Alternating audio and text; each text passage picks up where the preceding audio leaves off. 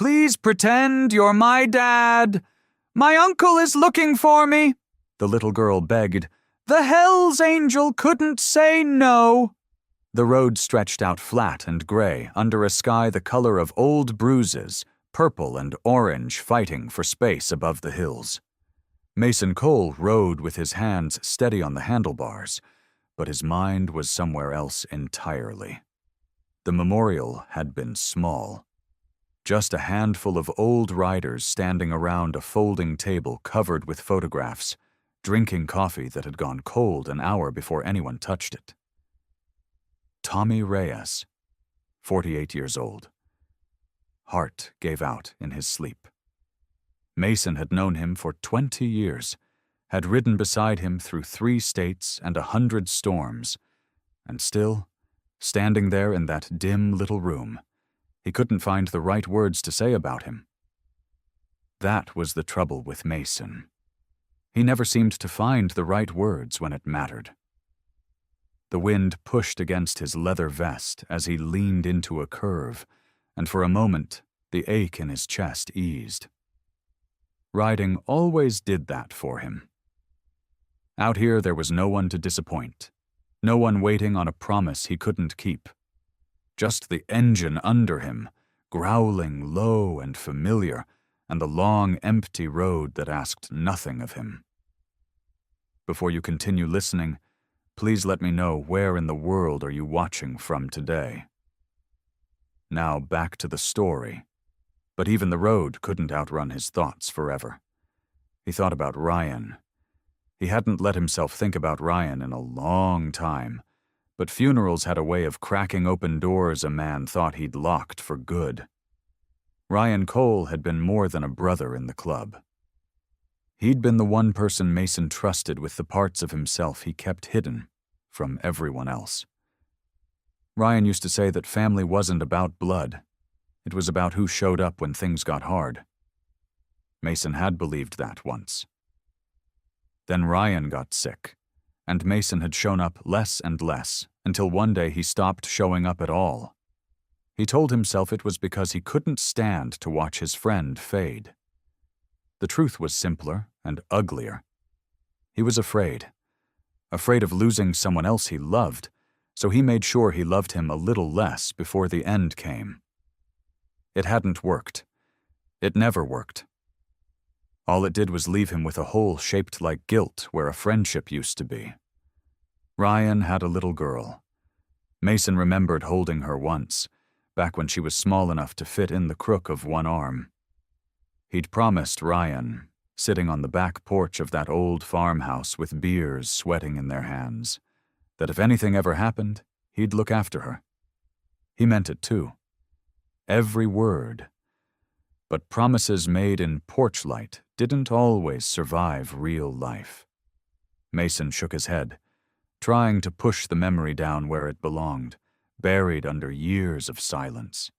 The last light of the day was slipping behind the hills now, painting the fields gold and gray. His stomach growled, reminding him he hadn't eaten since morning. Up ahead, a faded sign blinked against the dusk. Ruth's Diner. Home cooking. Open late. He pulled his motorcycle into the gravel lot, gravel crunching under thick tires, and cut the engine. The silence that followed felt heavier than the noise had been. Inside, the diner smelled like fried onions and burnt coffee. A bell above the door jingled as Mason stepped through, and the small crowd of customers, maybe 8 or 9 people scattered across booths and stools, all turned to look at him at once. Conversations dropped to whispers. A waitress froze mid-pour. An older man in a flannel shirt pulled his jacket tighter around himself, like Mason's presence alone might reach out and grab him. Mason was used to this. The tattoos on his arms, the patches on his vest, the sheer size of him. It all made people nervous before he ever said a word. He didn't blame them for it. He simply found a booth near the back, the vinyl seat creaking under his weight, and lowered himself down with a tired sigh. He hadn't even reached for the menu yet when he noticed her. A little girl, no older than 8, sat alone in a booth across the room. She wore an oversized jacket that swallowed her small frame, and her eyes, wide and dark with worry, were fixed on him. She wasn't looking at him the way the others did, with fear or judgment. She was watching him like she was trying to decide something important. The waitress came by his booth a minute later, a tired-looking woman with kind eyes and a name tag that said Darlene. She set down a glass of water and a menu, but her gaze kept drifting toward the little girl in the corner booth. "You want a minute to look at the menu, hun?" she asked Mason. "Yeah, thanks." Darlene didn't walk away right off.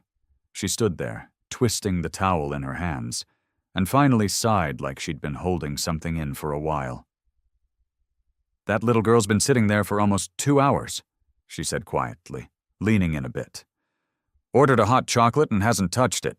Hasn't said a word to nobody. Just sits there staring at that old photograph like it's the last thing she's got in the world." Mason glanced over at the girl again. She was still watching him, though she looked down quickly when she caught his eye, her small fingers tightening around a photograph that was bent at the corners like it had been held 1,000 times before. "She with anybody?" Mason asked. "Not that I can tell. I asked her if she needed help finding her mama or daddy, and she just shook her head and got real quiet. Real scared looking, if you ask me. I was fixing to call somebody, but I didn't want to make a fuss if her folks were just running late." Darlene shook her head. Something ain't right about it, though. A kid alone like that, this time of night. Mason felt something tighten in his chest, an old instinct he hadn't used in years but never quite lost. He'd spent half his life reading rooms, sensing trouble before it walked through the door. And there was trouble here, small and quiet, sitting in a booth with a hot chocolate going cold. "Let me know if you need anything," Darlene said, and moved on toward the counter, though her eyes kept flicking back toward the girl every few seconds. Mason picked up his menu but didn't really look at it. His eyes kept drifting to the girl instead. She had dark hair pulled back into a messy ponytail, like somebody had done it in a hurry, or maybe like nobody had done it at all and she'd tried herself. The jacket she wore looked like it belonged to someone much bigger. Her sneakers were untied. And that photograph, she kept looking down at it every few seconds, like she was checking to make sure whatever was in it hadn't disappeared. He tried to look away, tried to mind his own business the way he always did. But something about the way she held herself, small and stiff, like she was bracing for something, wouldn't let him. Then she stood up. Mason watched as she slid out of the booth, clutching the photograph to her chest, and started walking across the diner. Straight toward him. Her eyes never left his face. A few of the other customers noticed and went quiet, watching the strange sight of the little girl crossing the room toward the big biker in the back booth. She stopped in front of his table. Up close, Mason could see her hands were trembling. Her eyes were rimmed red, like she'd been crying earlier, and had only just managed to stop. Her lips moved, but no sound came out at first. She swallowed hard and tried again. "Excuse me," she whispered, her voice barely more than a breath. Mason set down the menu slowly, careful not to make any sudden movements. He kept his voice low and even, the same tone he used with spooked animals and nervous new riders. "You okay?" She didn't answer that. Instead, she glanced quickly over her shoulder toward the diner's front window, where the parking lot sat dark and empty under a single flickering light. Whatever she was looking for out there, it made her flinch. Then she stepped closer, so close Mason could see the photograph shaking in her small hand, and she reached out and grabbed the sleeve of his jacket like it was the only solid thing left in the world. "Please," she whispered, her voice cracking, Pretend you're my dad. My uncle is looking for me." Mason went still. Every part of him wanted to pull back, to tell this kid to go find a grown-up who wasn't a stranger with tattoos down both arms and a leather vest that made people cross the street. That was the smart thing. The safe thing. But her hand was still gripping his sleeve, and her eyes were begging him in a way words never could. "Hold on now," he said quietly, keeping his voice low and steady. "Slow down a second. What's your name?" "Lily," she whispered. "Okay, Lily. I'm Mason." He kept his hands flat on the table, nothing sudden, nothing that might spook her worse than she already was. "Now why don't you tell me what's going on? Who's your uncle, and why are you scared of him?" Her eyes darted to the window again. The parking lot outside was empty except for shadows and that one flickering light. "He's coming," she said. "He said he was going to find me. I heard him on the phone." "Find you for what?" Lily's chin trembled. She looked down at the photograph in her hand, like she was trying to draw courage from it. When she looked back up, her voice came out small but sure. "He wants to sell my house. My dad's house. He wants to send me away to live with people I don't even know." Mason felt something twist low in his gut. He'd heard plenty of hard luck stories in his years. Plenty of lies, too. And he knew the difference. This wasn't a lie. This was a kid who had already lost more than most grown men could carry, and she was scared of losing the only pieces of her father she had left. "Where's your mom?" he asked gently. "She died when I was little. I don't really remember her." Lily's fingers tightened on the photo again. "My dad died too, not long ago." Mason's chest ached at that. He knew that kind of loss. He'd carried it himself for years, the kind that didn't ever really leave, just changed shape and hid in the corners. "I'm sorry, Lily," he said, and he meant it. She nodded like she'd heard that 100 times already, and it didn't help much anymore. "Please," she said again, her voice cracking. "Just for a minute. Just pretend. He won't hurt me if he thinks somebody's watching." Mason opened his mouth to tell her no, that this wasn't his business, that he needed to call somebody who actually knew what to do in a situation like this. A cop. A social worker. Somebody with a badge or a clipboard, not a beat-up biker passing through on his way home from a funeral. But then the bell over the diner door jingled, sharp and sudden, and Lily's whole body flinched like she'd been struck. A man stood in the doorway. Mid-30s, maybe, wearing a wrinkled button-down shirt like he'd been driving for hours and hadn't stopped to think about how he looked. His eyes swept the diner fast, frantic, landing on booth after booth until they found the corner where Lily used to be sitting. Empty now. His face went pale. "Lily!" he called out, voice cracking with something that sounded like fear and frustration all tangled together. "Lily, are you here?" The whole diner had gone quiet. Darlene froze behind the counter, towel still in her hand. A couple at a nearby table stopped mid-conversation to watch. Lily grabbed Mason's arm with both hands now, ducking down slightly like she could disappear into the booth beside him. "Please," she breathed, so quiet only he could hear it. "Please." Mason looked at her face, really looked at it. The fear there wasn't the kind you could fake. It wasn't the fear of a kid caught doing something she shouldn't. It was the fear of somebody who'd already been hurt and was terrified of being hurt again. He made his decision before he even finished thinking it through. "Stay close," he murmured to her, then raised his voice just enough to carry across the diner. "She's right here," Mason called out, loud enough for the man to hear. He put an arm around the back of the booth, not quite touching Lily, but close enough that anyone looking would think they belonged together. "She's with me."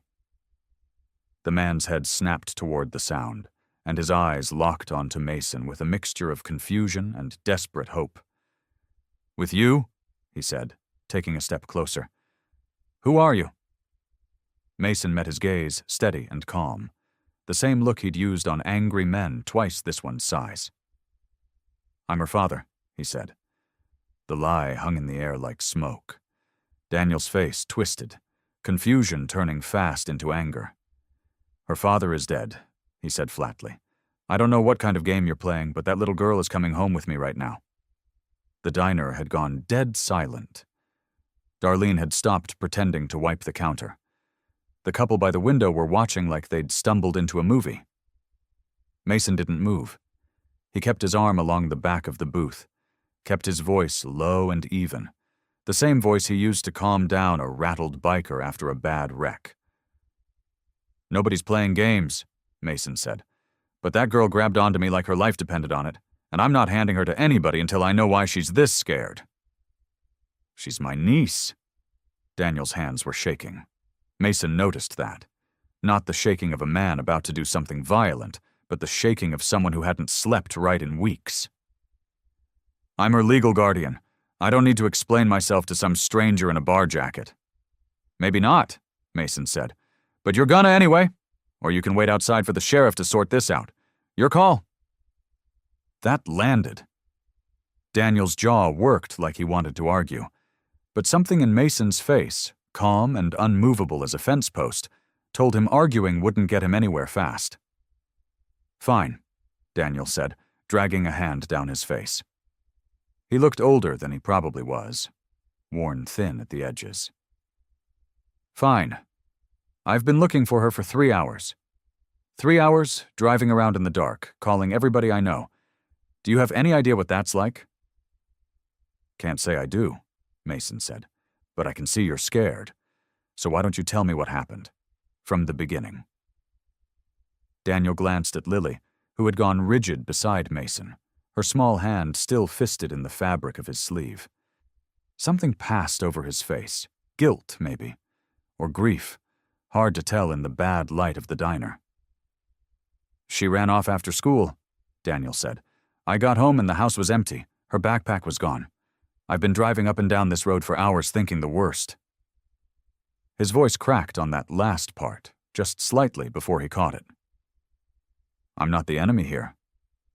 "Nobody said you were," Mason answered. "But something made this kid run. And running from family, that's not something kids do over nothing." Daniel opened his mouth like he was going to argue, then stopped. He looked at Lily again, and this time his eyes softened, just a little, just enough to show Mason there was more to this man than his frustration. "Lily," Daniel said, quieter now, "please just come home. We can talk about whatever's wrong, I promise." Lily didn't answer. She pressed herself tighter against Mason's side, refusing to even look at her uncle. Mason felt the weight of the moment settle on him. He wasn't a father. He wasn't a social worker. He was a stranger who'd stopped for a cup of coffee and ended up in the middle of somebody else's broken family. But he couldn't make himself hand this shaking, silent kid over to a man she was clearly terrified of, not without understanding why first. "Give her a minute," Mason said. "Let her breathe. You go wait by your truck, cool off, and I'll bring her out once she's ready to talk. That's the deal." Daniel looked like he wanted to refuse, but something about the set of Mason's shoulders, the quiet steadiness in his voice, made him back down. He nodded once, sharp and reluctant, then turned and walked out the door, the bell jingling behind him like a small, uneasy goodbye. The diner exhaled. Darlene went back to wiping the counter, though her eyes kept flicking toward the booth. The couple by the window returned to their food, pretending not to have watched the whole thing unfold. Mason turned to Lily. Her whole body was trembling now, the adrenaline of the moment draining out of her all at once. "All right," Mason said gently. "He's gone for now. Just you and me. Tell me what's really going on, Lily. Why are you so scared of him?" Lily's lower lip wobbled. She looked down at the photograph in her lap. her father's face smiling up at her from years ago, frozen in time. "He wants to sell my house," she whispered. "My dad's house. I heard him on the phone last night. He said it was the only way. He said he found people who want to buy it, and then he's gonna send me to live somewhere else, with strangers. Far away." Mason looked down at Lily's tear-streaked face, and something in his chest tightened like a fist closing around a wrench. He'd seen grown men cry after bad accidents on the highway. He'd seen brothers weep at funerals for men who died too young. But there was something about an 8-year-old girl shaking over the fear of losing her home that hit different. It went straight to a place in him he usually kept locked up tight. "Come on," he said, standing slowly so he wouldn't spook her. "Let's go somewhere quieter, just for a minute." He led her outside, past his motorcycle gleaming under the diner's flickering sign, to a small picnic table set off to the side of the parking lot, half hidden by a row of scraggly bushes. The night air was cool and smelled like rain that hadn't fallen yet. Lily climbed onto the bench across from him, still clutching her photograph like it was the only solid thing left in her world.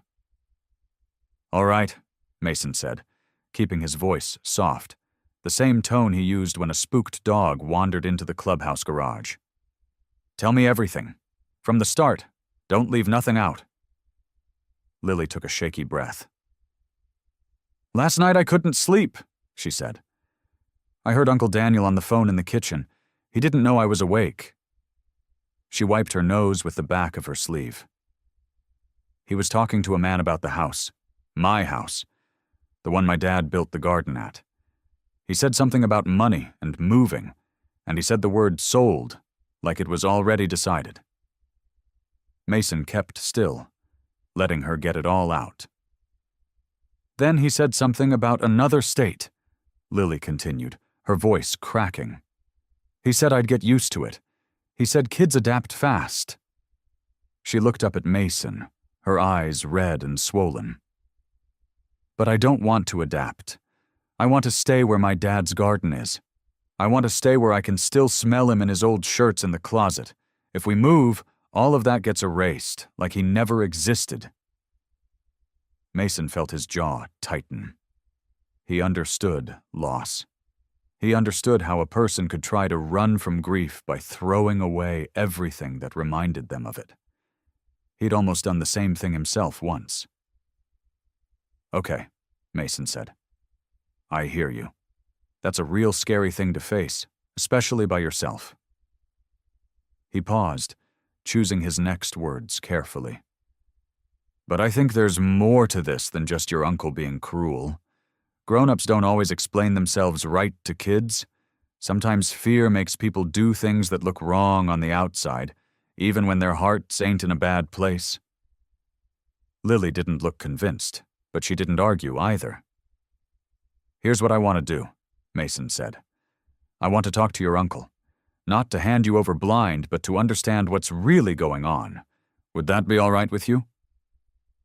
Lily hesitated, then gave a small, reluctant nod. Mason pulled his phone from his jacket pocket and dialed the number Daniel had given him earlier in the diner, back when the tension had been thick enough to cut with a knife. Daniel answered on the second ring, his voice tight with worry. "Is she okay?" Daniel asked immediately. "She's safe," Mason said. "She's sitting right here with me. But before I bring her out, I need you to talk to me straight. No dancing around it. She heard you talking about selling the house and moving her out of state. She's terrified, Daniel. I need to know what's really going on." There was a long pause on the other end, filled with static and the sound of Daniel exhaling slowly. "All right," Daniel finally said, his voice rougher now, stripped of its earlier anger. "You want the truth?" "Fine. I'm drowning, man, financially. My sister's medical bills before she passed, the funeral costs, now raising a kid I never planned on raising. I don't have the money to keep that house running. The pipes are old, the roof leaks, and I'm barely covering my own rent, let alone hers." He paused, his voice cracking. I never wanted to hurt her. I swear to God I didn't. I just don't know how else to keep us both afloat." Mason listened, feeling the weight of the man's words settle heavy in his chest. It wasn't cruelty driving Daniel. It was fear, plain and simple, the kind of fear that made desperate men make desperate choices. The morning came gray and soft, with a mist hanging low over the fields along the highway. Mason had barely slept.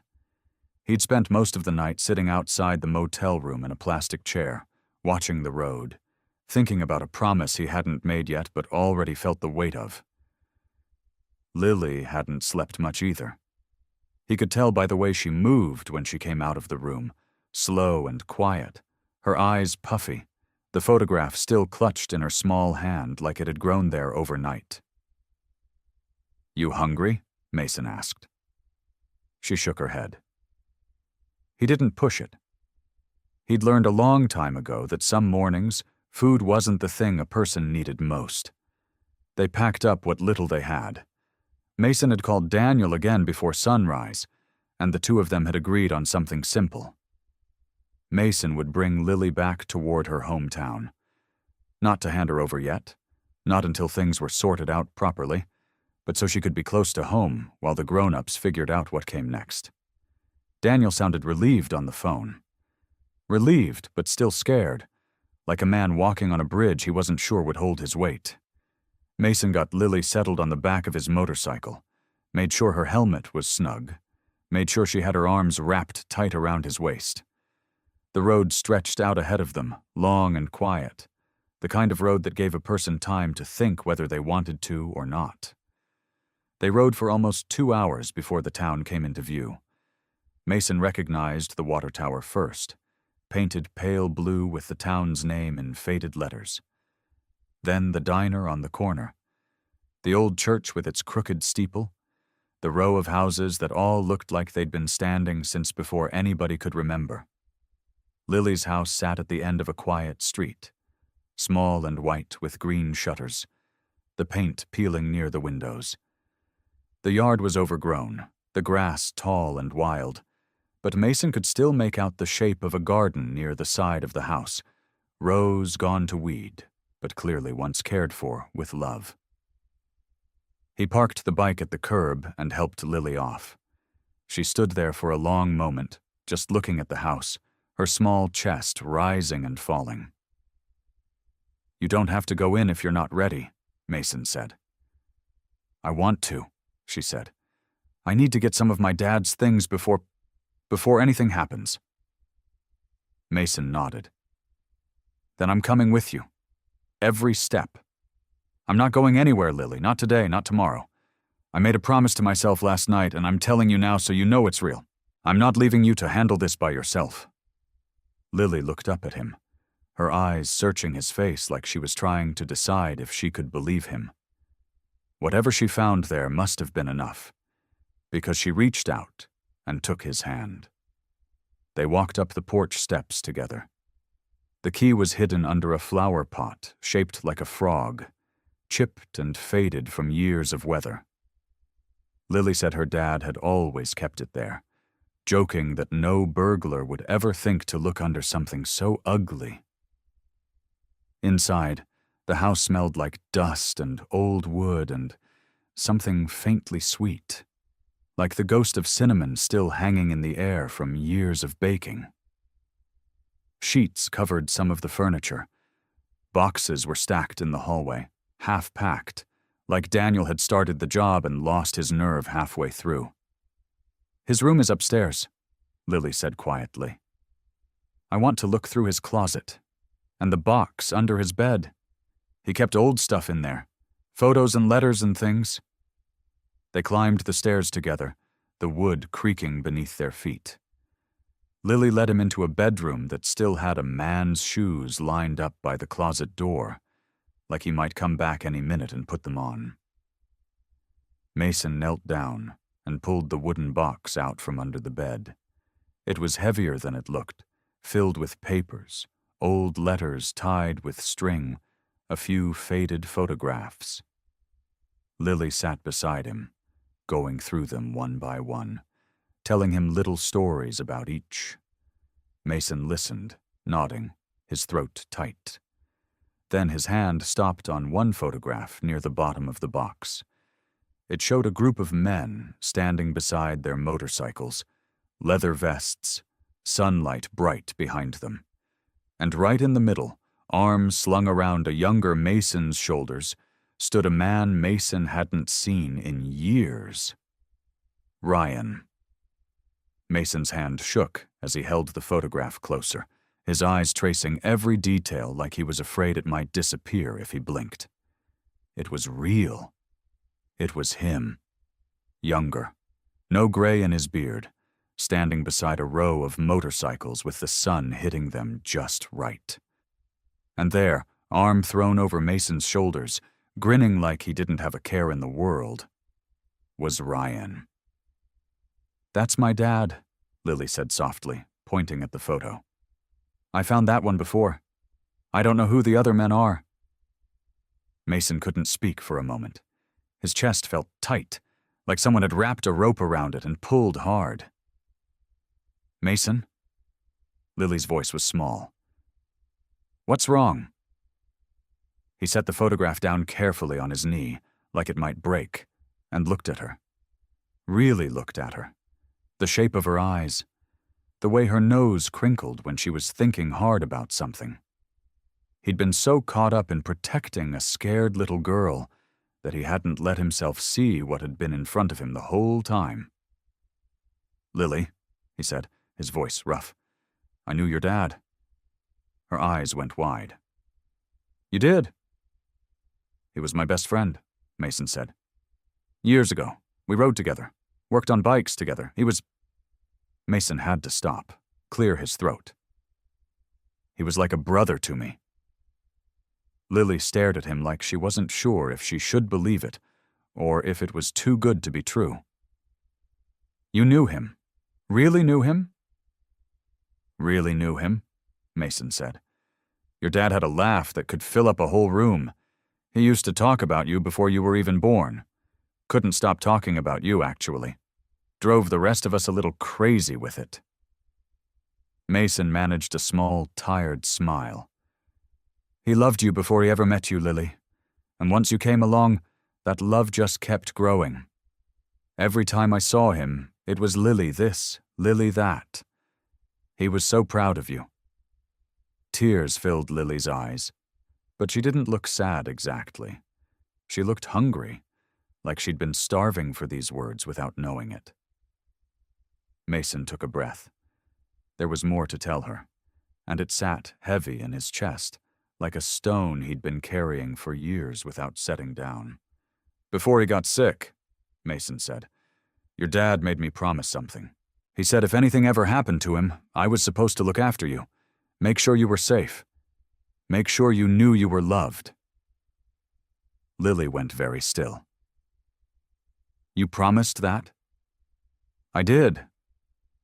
Mason looked down at his hands, rough and scarred from years of work. "And then I didn't keep it. After he passed, I was so torn up, so full of grief, that I ran from everything that reminded me of him, including you. I'm sorry for that, Lily. I'm sorry it took this long, sitting in this room, for me to understand what I was looking at."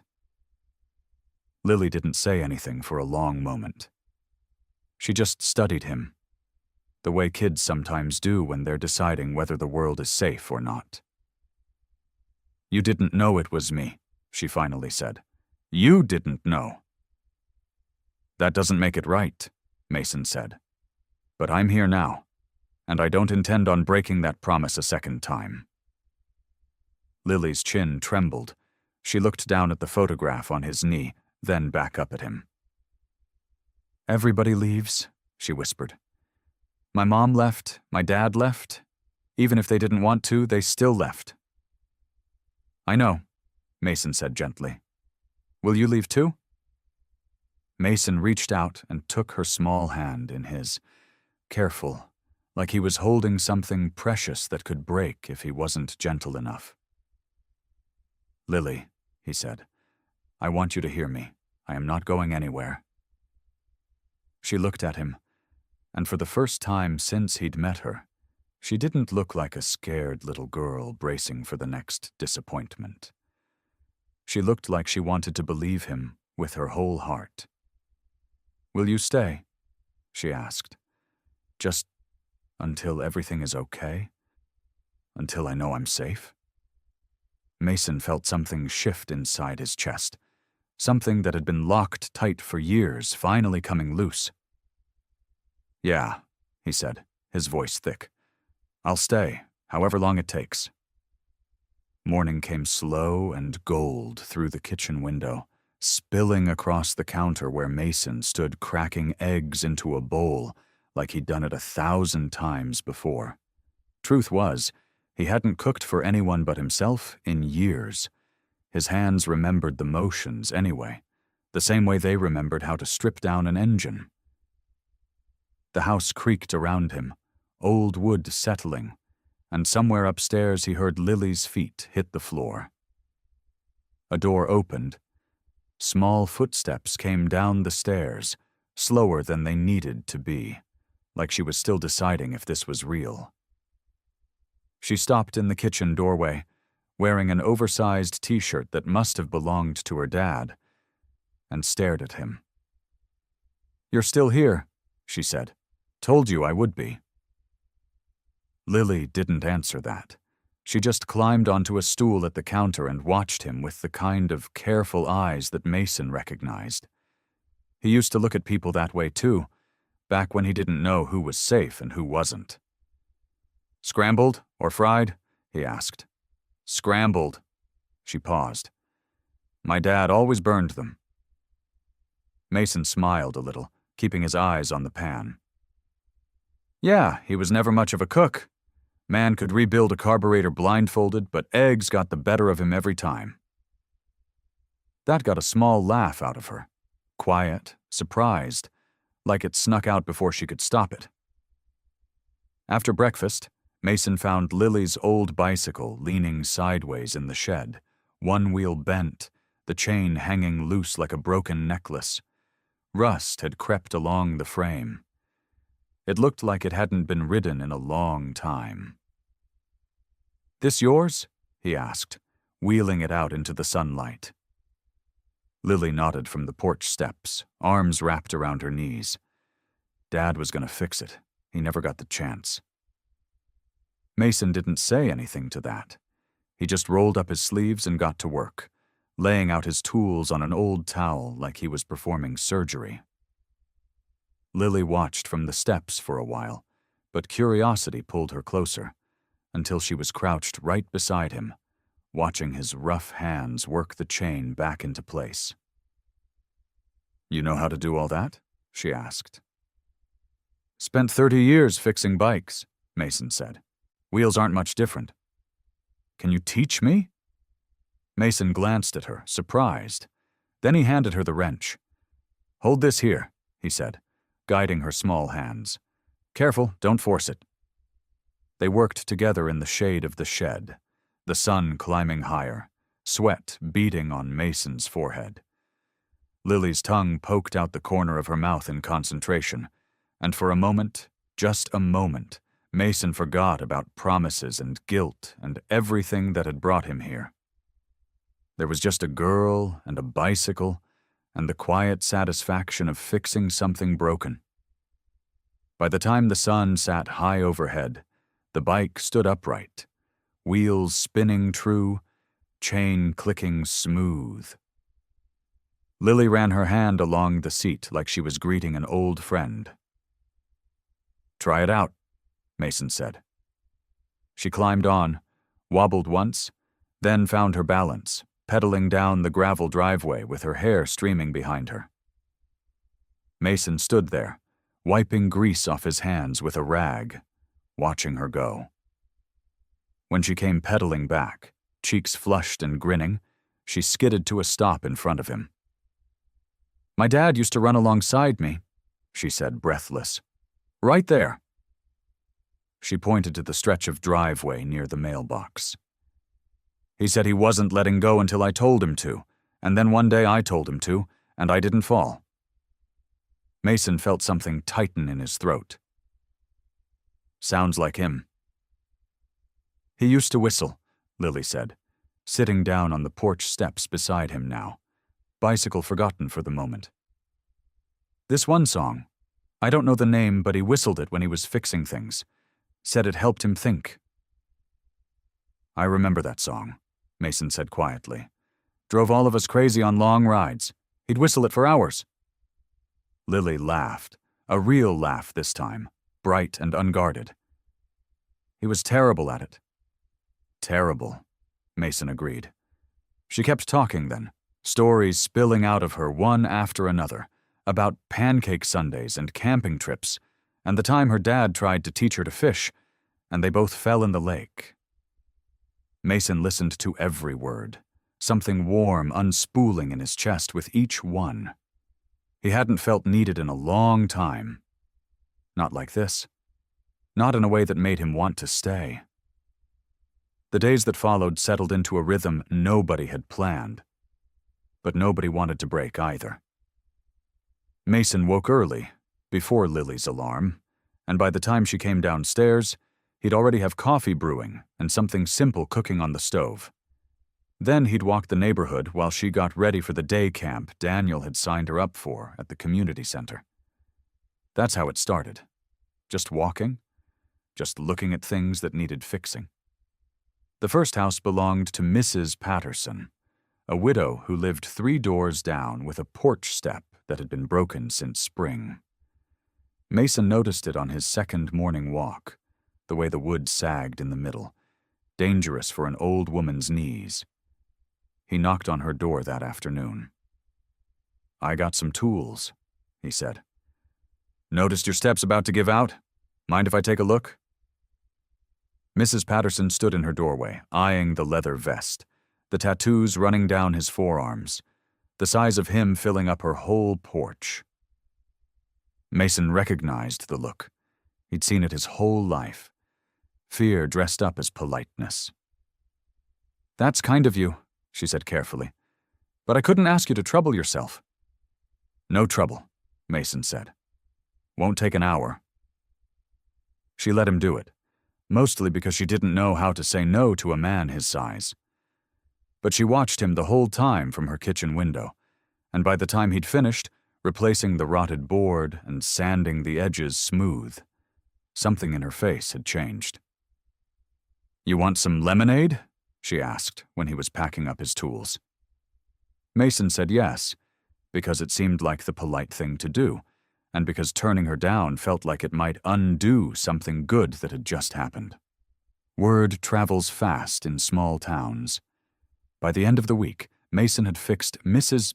Patterson's step, cleared fallen branches from the Hendersons' yard after a storm, and spent an entire Saturday helping old Mr. Cooper, who lived alone since his wife passed, get his ancient truck running again. Mason wouldn't take money for any of it. He just shrugged when people tried to pay him and said something about needing something to do with his hands. The town started looking at him differently after that. The same people who used to cross the street when they saw him coming now waved from their porches. Kids who used to hide behind their mother's legs started waving too, and one boy even asked if he could sit on Mason's motorcycle, just to see what it felt like. Lily noticed all of it. She started walking with him some afternoons, trailing along while he worked, handing him tools the way she'd learned to with the bicycle, chattering about her day at camp. The neighbors saw the two of them together so often that some of them stopped calling him that biker and started calling him Lily's friend Mason, which felt like the biggest compliment Mason had received in years. But Daniel saw something different when he watched them from across the yard one evening. He'd come by to pick up some paperwork from the house, something about the insurance on Ryan's old truck, and he found Mason and Lily sitting on the porch steps together, her leaning against his arm, while he explained how a socket wrench worked. She was laughing at something he said, completely at ease, completely happy in a way Daniel hadn't seen since before her father died. Daniel stood by his car for a long moment, keys still in his hand, watching them. There was something about the easiness between them that made his chest feel tight. Lily used to look at him that way, back before everything got complicated, back before he became the man who had to make hard decisions about money and houses and moving. Now she looked at Mason like that instead. He told himself it didn't matter. He told himself he should be grateful someone was helping, that the whole town seemed lighter with Mason in it. But underneath that, a colder thought kept surfacing, one he didn't like admitting even to himself. What if Lily stopped needing him? What if this stranger, this leather-jacketed man who showed up out of nowhere, ended up being the one she trusted more? Daniel got in his car without saying hello. He watched them one more time in the rearview mirror before he pulled away, Lily's laughter still hanging in the evening air behind him. And he drove home with his hands tight on the wheel, trying to figure out where exactly he fit into this picture anymore.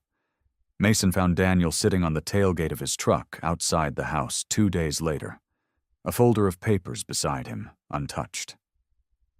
The porch light was off. Lily was already asleep inside, worn out from a day of chasing fireflies with the Henderson kids. "Didn't expect you tonight," Mason said, walking up slow, hands in his pockets. "Wasn't planning on staying." Daniel didn't look up. "Needed to think somewhere that wasn't my apartment." Mason leaned against the truck bed, keeping some distance. He'd learned a long time ago that some men needed room before they'd talk. "Something on your mind?" Daniel let out a breath that sounded like it had been held for weeks. "Everything's on my mind, Mason. That's the problem." Mason waited. He didn't fill the silence. He'd learned that too, from years of sitting with grieving brothers who needed time before the words came out right. "You know what it's like," Daniel finally said, "to open your mail and feel sick? Every bill, every letter, I think, how am I going to cover this and still take care of her? I got my own rent, my own job that barely pays enough for one person, let alone two, and then there's this house, sitting here, falling apart a little more every month. Taxes piling up on something Ryan left behind that I can't afford to keep and can't stand to sell." "Nobody's asking you to be a millionaire," Mason said quietly. "No," Daniel said, and his voice cracked just slightly. "They're asking me to be a father, and I don't know how to do that. I never wanted kids, never planned for it. Then my sister dies, and Ryan dies, and suddenly there's an 8-year-old looking at me like I'm supposed to have all the answers, and I don't. I don't have any of them." He rubbed his hands over his face, and in the dim light, Mason could see how tired he looked, how the weight of it had carved lines into a face too young to have them yet. "I look at you with her," Daniel went on, "fixing bikes, teaching her things, and she looks happy, really happy, and some ugly part of me gets angry about that. Like maybe she'd be better off with you instead of me. Like maybe I'm just in the way." Mason shook his head slowly. "You're not in the way, Daniel." "Then why does it feel like I am?" Mason thought about Ryan then, about the easy way his old friend used to talk, never rushing anyone toward an answer, just laying out truth plain and simple until it made sense on its own. "Because you're comparing yourself to the wrong thing," Mason said. "You're comparing yourself to some idea of a perfect parent. Somebody who's never scared, never broke, always knows exactly what to do. That person doesn't exist, Daniel. I sure as hell never met one." Daniel finally looked at him. "Then what does she need? Because from where I'm standing, it sure looks like something I don't have." Mason pushed off the truck and crouched down slightly so he was eye level with Daniel sitting on the tailgate. "She doesn't need perfect," he said. "She had a father who loved her, and he wasn't perfect either. He worried about money, about being a good enough dad, same as you. But he showed up. Every single day he showed up. That's it. That's the whole secret nobody tells you." Daniel's eyes were wet now, and he blinked hard, looking away towards the dark house. "She doesn't need you to have all the answers. Mason went on. She needs you to choose her every day, even on the days you're scared, even on the days you feel like you're failing, especially those days.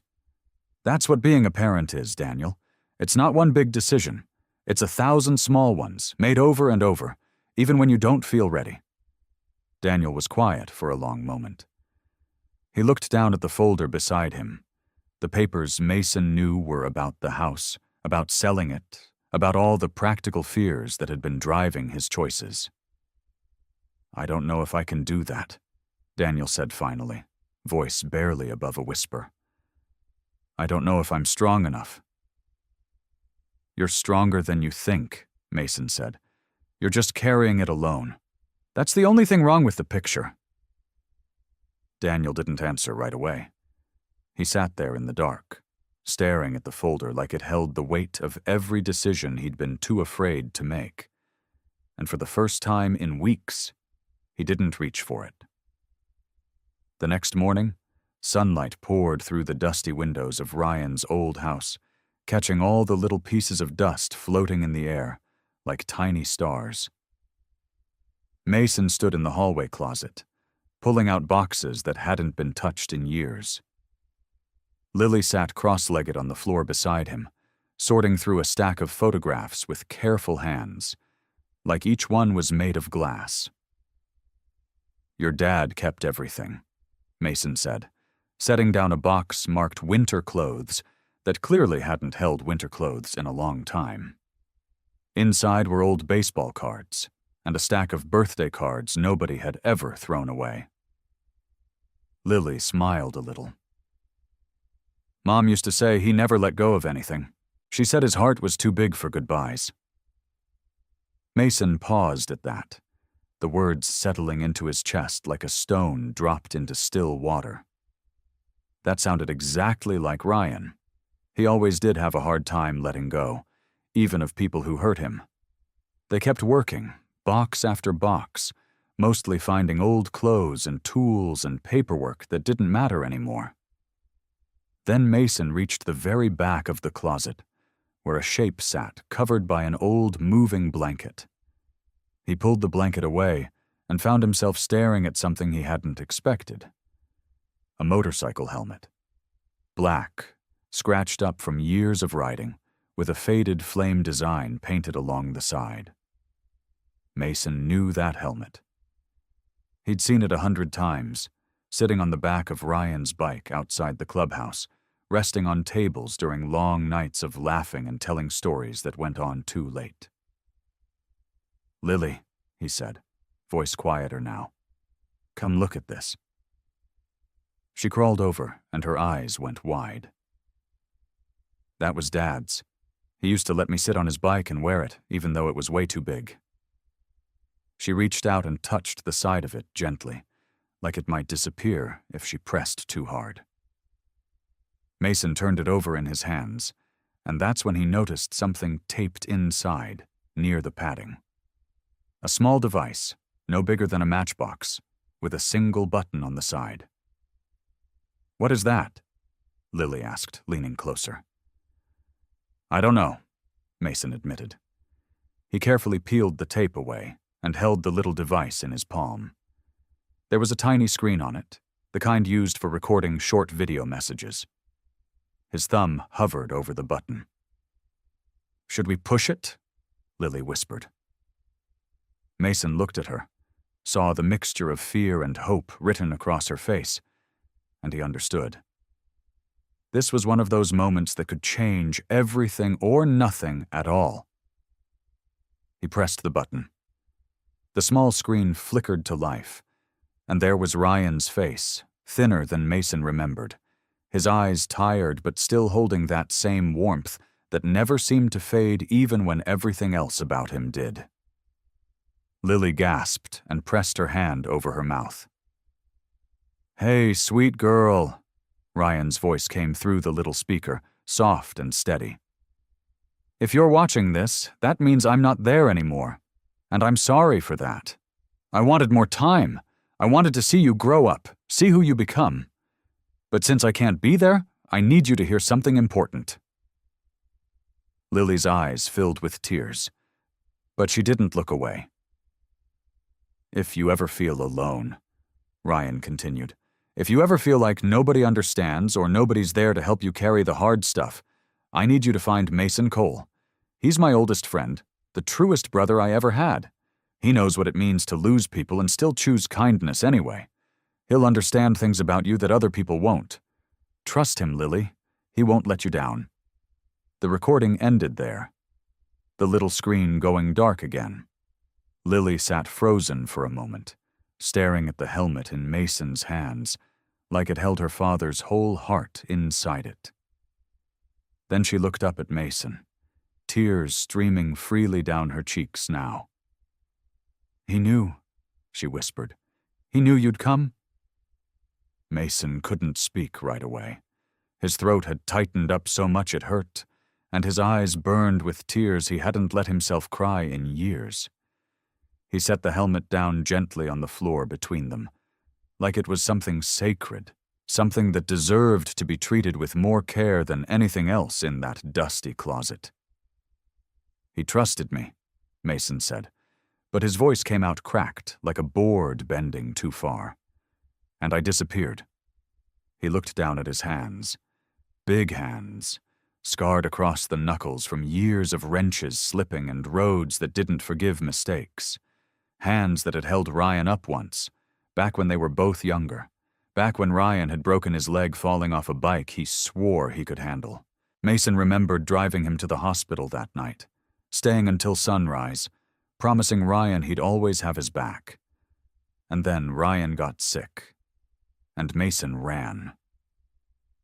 "I told myself I was giving him space," Mason said quietly, more to himself than to Lily. "Told myself he had enough people around him, that he didn't need to watch me fall apart too. But that wasn't the truth. The truth is I was scared. I watched him get thinner every time I saw him, and I couldn't stand it. So I stopped showing up." Lily wiped her cheeks with the sleeve of her jacket. "Why?" "Because losing people hurts," Mason said, "and I already lost enough of them. My mom, my best friend before your dad, some of my brothers from the club, gone before their time. I got so tired of hurting that I thought if I just stopped getting close to people, I couldn't lose them anymore."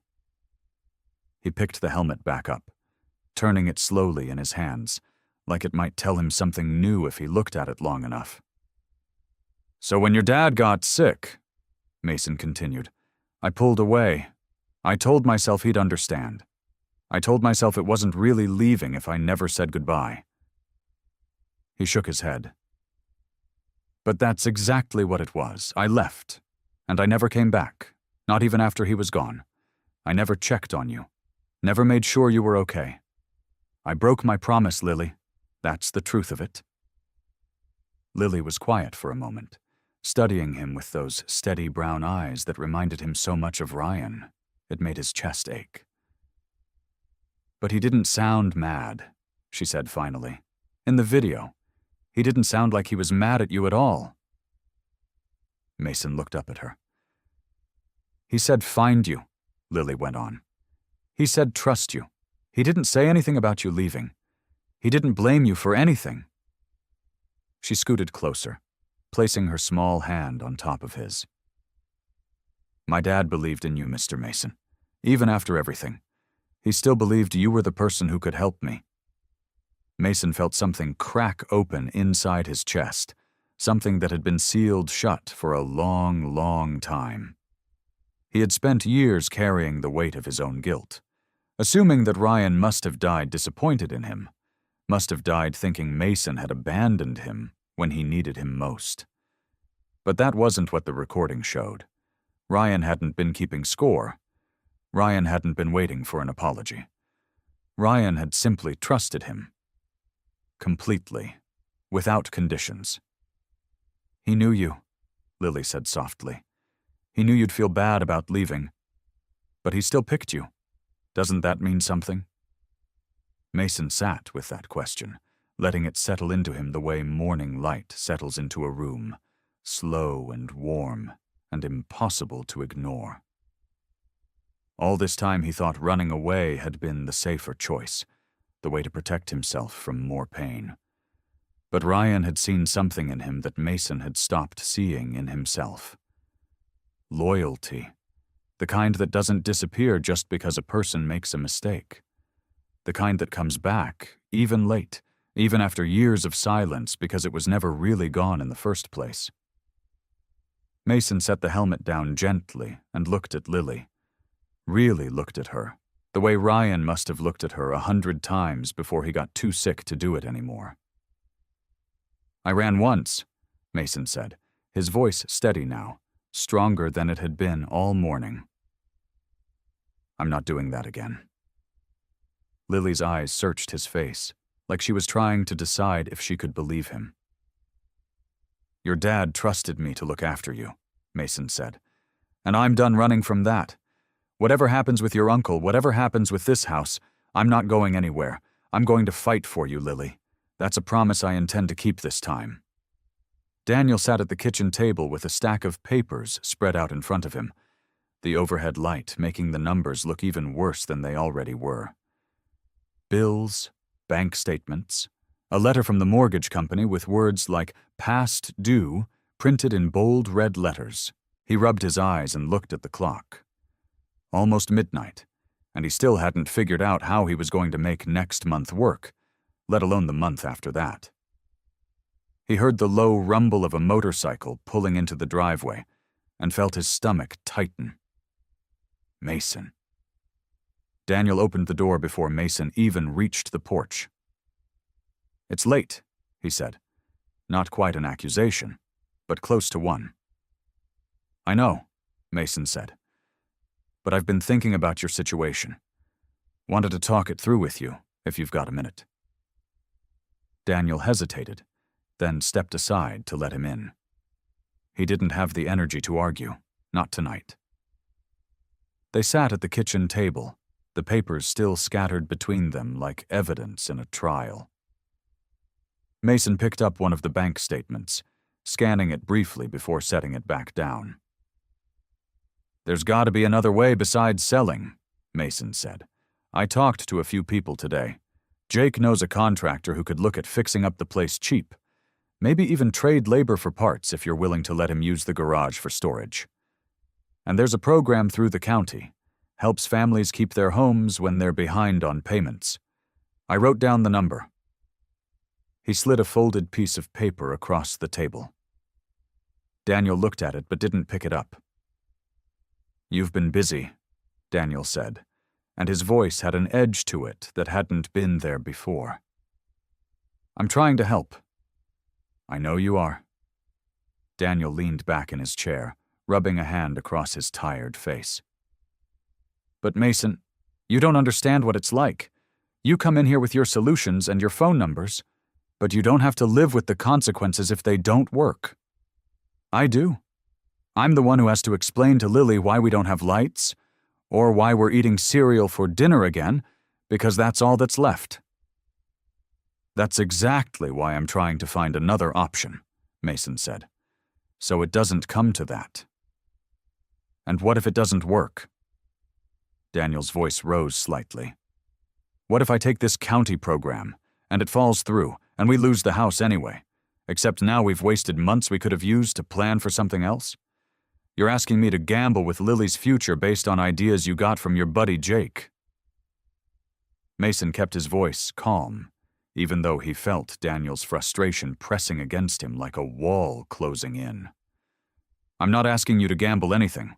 I'm asking you to consider there might be more than one way through this." Daniel stood up, pacing to the window and back. The house was quiet, except for the old refrigerator humming in the corner. "You know what it feels like?" he said finally. "It feels like you've decided you know what's best for my family. Like you've appointed yourself in charge of decisions that aren't yours to make. That's not what this is. Isn't it?" Daniel turned to face him. "You show up with contractor numbers and county programs. You're at the house every other day fixing things, cooking for her, telling her stories about her dad. You've basically moved into the role of her father, Mason. Except you're not her father. I am the one responsible for her. Me. The words landed hard, harder than Daniel probably meant them to. I never said I was trying to replace you, Mason said, keeping his voice steady even as something inside him twisted. You don't have to say it, Daniel snapped. It's obvious. Every time I try to make a decision about her life, you're right there with another opinion, another plan, another reason why my choice is wrong. You act like you know her better than I do, like you've got some kind of claim on her because of a promise you made years ago to a man who isn't even here anymore. Mason felt the accusation settle into him, cold and sharp. He opened his mouth to respond, but for the first time in a long while, he wasn't sure what to say. Was Daniel right? Had he crossed a line he had no business crossing? Mason did not go back the next day, or the day after that. He told himself it was the right thing to do. Daniel's words kept playing in his head like a song stuck on repeat. You act like you know her better than I do. Maybe Daniel was right. Maybe Mason had pushed his way into a life that wasn't his to be part of. So he stayed at his own place, a small house on the edge of town that he hadn't spent much time in for weeks. He fixed things that didn't need fixing. He cleaned his motorcycle until it shined like glass. He sat on his porch in the evenings and stared at the road, half expecting Lily's face to appear around the bend. But it never did. Maybe I should just let them figure it out, he said to Jake on the phone one night. Daniel's her family. Real family. I'm just some guy on a motorcycle who showed up at a diner. You really believe that? Jake asked. Mason didn't answer. You've been more of a father to that girl in a few weeks than some men are their whole lives, Jake said. Don't go quiet on me now, Mason. That's what you do when things get hard. You disappear. The words stung because they were true. Mason had done it before, after Ryan died. He had let grief swallow him whole and vanished from everyone who needed him. Now he was doing it again. Only this time it was Lily who would feel the empty space where he used to be. He didn't know that yet. Not really. Not until he heard what was happening at the house. Lily noticed his absence before anyone said a word about it. She woke up every morning and looked out her window, waiting for the sound of his motorcycle. It didn't come. Not that day, not the next. She asked Daniel about it once, quietly, while they ate breakfast at the kitchen table. Is Mr. Mason coming today? Daniel didn't answer right away. I don't know, Lily. Did I do something wrong? No, honey, of course not. But Lily wasn't so sure. She had heard the way Daniel and Mason argued that night. She had been standing at the top of the stairs, and even though she couldn't make out every word, she understood enough. Mason was in trouble because of her, because of the promises he made, because he cared too much about a girl who wasn't even his. That was how it always went, wasn't it? People left. Her mother left when she got sick and never came back. Her father left when his heart gave out. And now Mason was leaving too, just quieter about it, just slower, so it almost didn't feel like leaving at all. But it was. She stopped drawing pictures of the three of them together. She stopped asking about the garden they had been fixing up. She sat by her window in the evenings, hugging her knees to her chest, and waited for a sound that never came. It was Mrs. Alvarez, the old woman 2 houses down whose fence Mason had repaired for free last spring, who noticed something was wrong. She saw Lily sitting alone on the porch steps one afternoon, and she saw the sadness sitting on the girl's small shoulders like a weight too heavy to carry. She made some calls. She called Mr. Hendricks, the diner owner whose delivery truck Mason had once fixed on the side of the road late at night, refusing any payment. She called the Thompsons, whose roof Mason had patched during a storm last winter. She called 3 other families whose lives Mason had quietly touched without ever asking for anything in return. One by one, they gathered.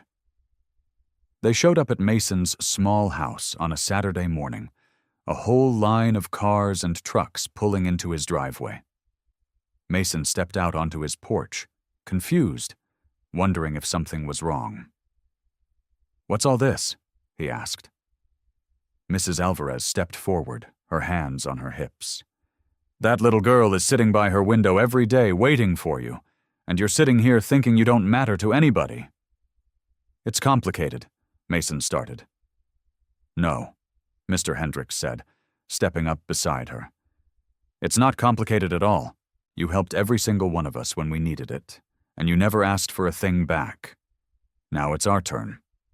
Mason looked at the faces standing in his driveway, people he had helped without ever expecting anything in return, and for the first time in a long while, he understood something Ryan had always tried to tell him. He was never as alone as he believed. Mason drove slower than he ever had in his life. The motorcycle rumbled beneath him, steady and familiar, but his hands felt unsteady on the handlebars. Behind him, a small line of cars followed, Mrs. Alvarez in her old blue sedan, Mr. Hendricks in his delivery truck, the Thompsons waving out their window like they were heading to a parade instead of an apology. When he pulled into the driveway of the house Ryan used to call home, his chest felt tight. The garden Lily and he had worked on sat quiet in the afternoon sun, the tomato plants leaning a little without anyone to check on them. Daniel came out first, standing on the porch with his arms crossed. His face was tired, the kind of tired that came from carrying too much for too long. "Mason," he said. Not angry, just worn out. "I know I don't have the right to just show up," Mason said, climbing off his bike. "But I need to talk to Lily, and to you."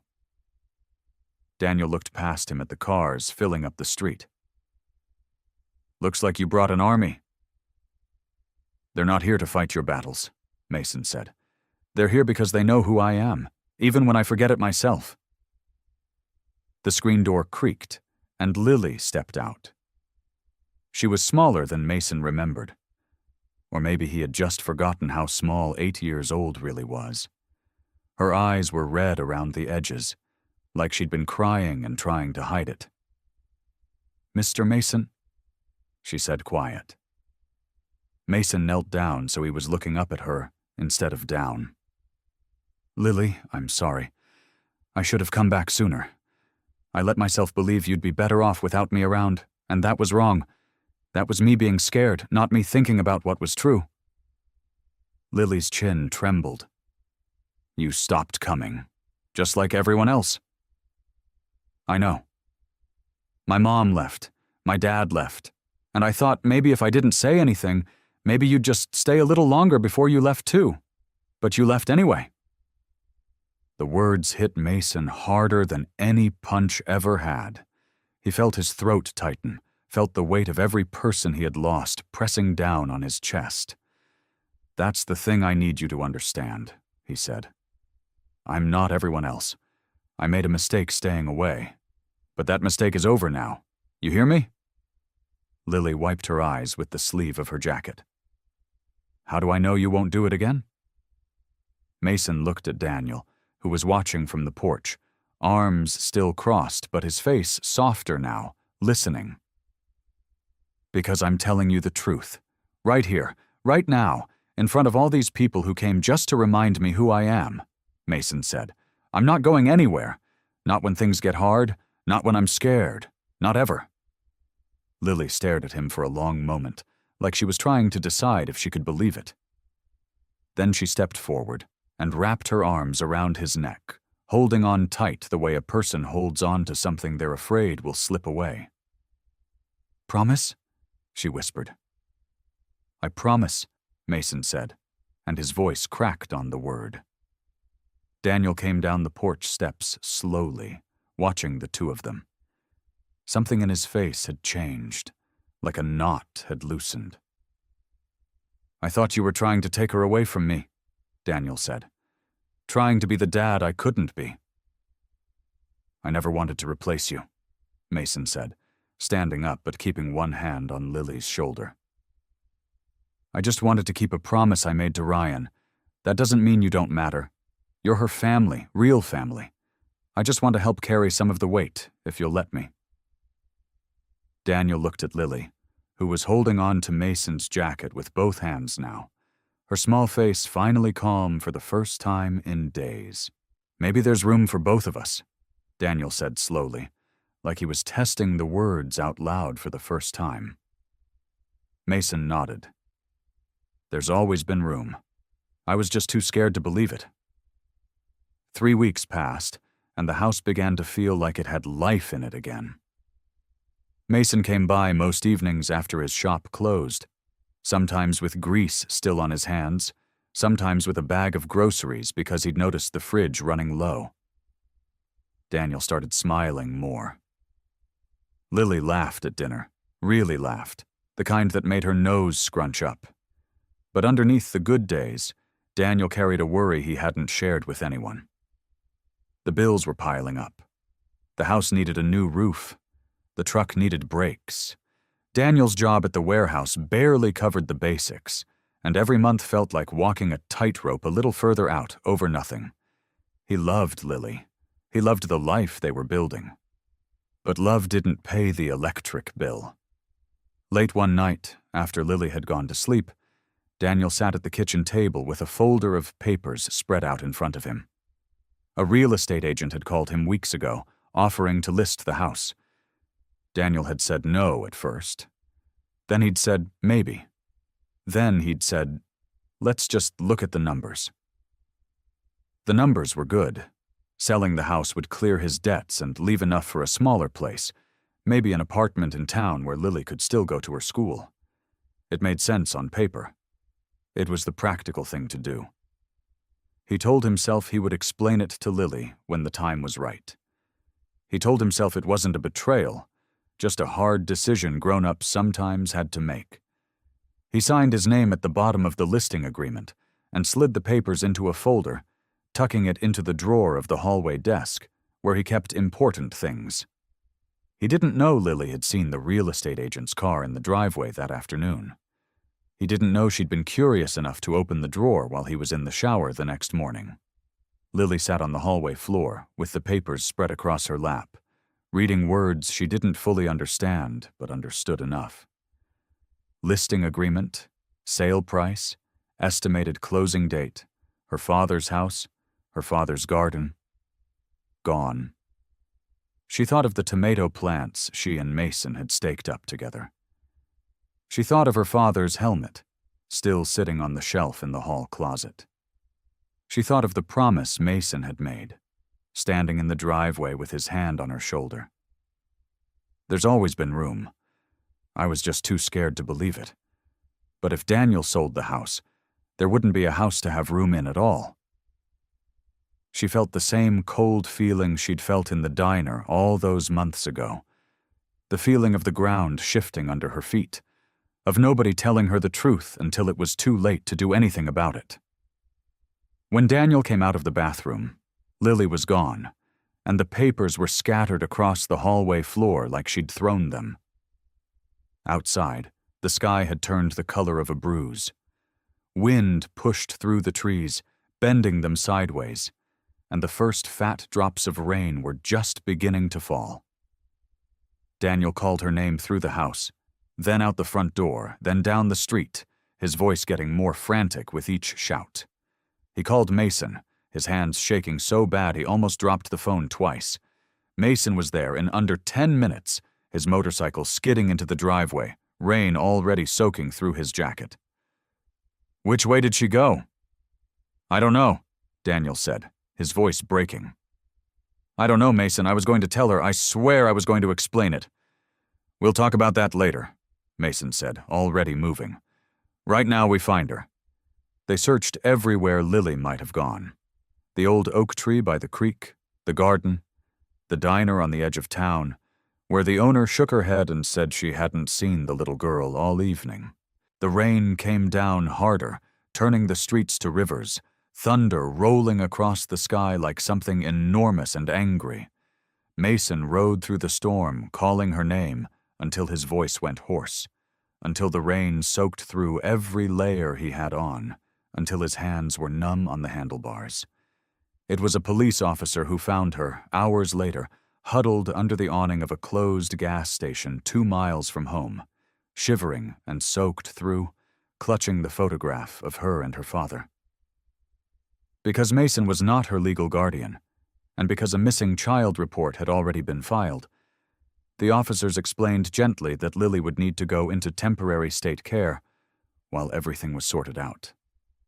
Mason stood in the rain, watching them lead her toward the car, and there was nothing he could do to stop it. The morning came gray and quiet, like the whole world was tired out from the storm.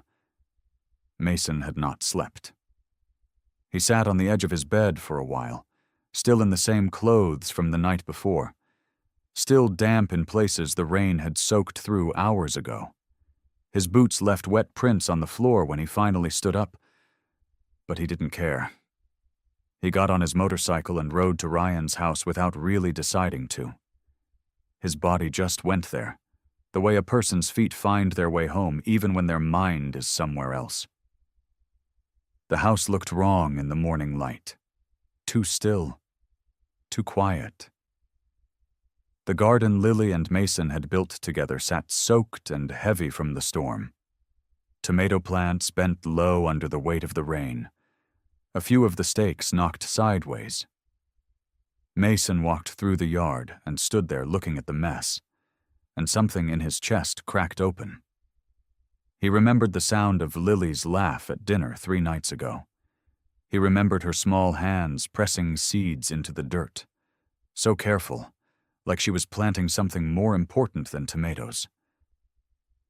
He remembered his promise in the driveway. There's always been room. And now she was somewhere in a stranger's care, sleeping in a bed that wasn't hers, probably scared, probably wondering if anyone was coming for her. Mason sat down on the porch steps, right where he'd sat so many evenings drinking coffee with Daniel after Lily went to bed. He put his head in his hands. "I promised Ryan," he said out loud, to nobody. His voice came out rough and broken. "I promised him I'd protect her, and I let her run out into a storm because I couldn't get to her in time." The guilt sat on him heavy, the same guilt that had chased him for years after Ryan died, the guilt that made him disappear instead of showing up. He thought he'd let it go. He thought Lily had helped him let it go. But here it was again, right back where it started, proving to him that maybe some men just weren't built to keep the people they loved safe. He didn't hear the truck pull up. He didn't hear footsteps on the gravel. The first thing he noticed was Daniel's shadow falling across the porch steps. Daniel looked worse than Mason felt. His eyes were red and swollen, his shirt wrinkled like he'd slept in it, if he'd slept at all. He stood there for a moment, not saying anything, just looking at Mason like he didn't know where to start. "They let me see her for 10 minutes this morning," Daniel finally said. "She wouldn't look at me." Mason didn't say anything. He didn't trust his voice. Daniel sat down on the step next to him, elbows on his knees, staring out at the ruined garden. "I keep thinking about what she must have felt finding those papers, reading all that and thinking I was just going to sell everything out from under her without even talking to her first." His voice cracked. "I did that, Mason. Not you, me." "I should have found her faster," Mason said. "I rode every street in this town and I still wasn't fast enough." "You went out in a storm looking for a kid that isn't even yours," Daniel said. "I'm the one who made her feel like she had to run in the first place." They sat there for a while, both men carrying their own piece of the blame, both too tired and too broken to argue about whose fault it really was. "I keep thinking I'm not built for this," Mason said quietly. "Protecting people. I told myself I was, but every time it matters most, I fail." Daniel shook his head slowly. "You didn't fail her. You showed up. That's more than I did." He rubbed a hand over his face. "I've been so scared of messing this up that I made all the decisions by myself. I never gave her a voice in any of it.